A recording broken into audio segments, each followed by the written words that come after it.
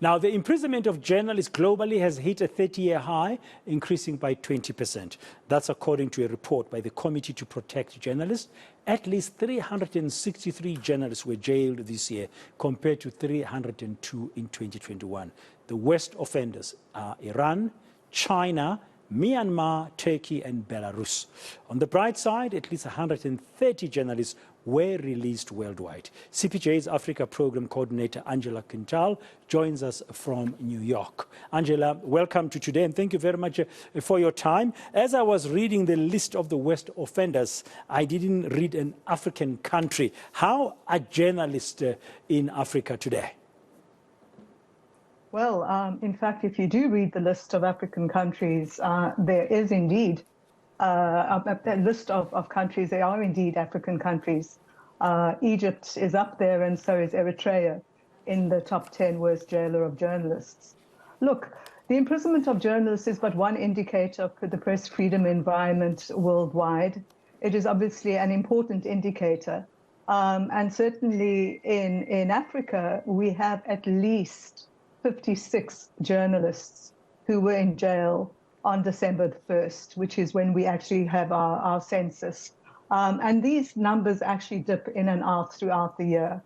Sometimes there are a lot more in jail, sometimes there are less, but it really is an indicator of the sort of repression that one finds, because when journalists are being jailed, it really is an indicator of a backsliding in democracy and in the rule of law.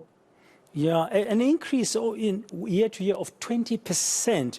What happened there? Was there a particular country where more journalists were arrested recently?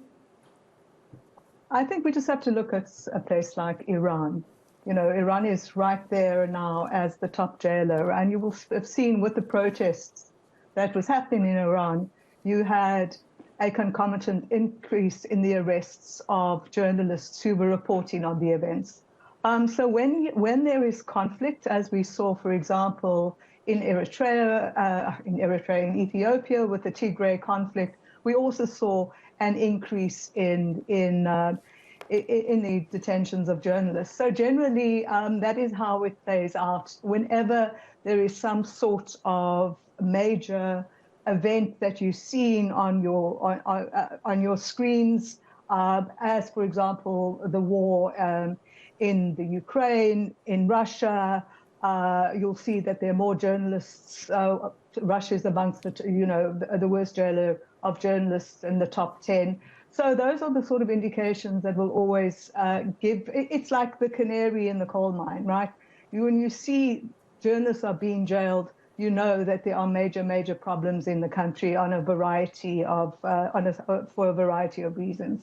Yeah, and that's not good for democracy, as you said earlier, and press freedom. Just a question about the Americas, Angela. How are the American journalists faring? So again, so if you're talking about the Americans let me talk about the US. Things are not great in the United States. While there may not be journalists who are jailed, obviously there are press freedom violations. There are journalists who have in fact found themselves on the receiving end of abuse, which we had seen had been heightened, obviously, with the anti-press rhetoric under the Trump government. In the Americas itself, we have Nicaragua, Cuba, and Guatemala that are jailing journalists. But then you also have, as I said, the indicator of press freedom is not only jailing, it's also what else is happening to journalists, like the murder of journalists. So let's look at Mexico, where you have a huge spike in the number of journalists that are murdered. If you look at Haiti, where journalists are also being killed. So again, the situation is different, but certainly press freedom is under attack in all the regions around the world. I think this is what the census figure actually shows. When it shows you that there is heightened arrests, a record in number of journalists behind bars. Yeah.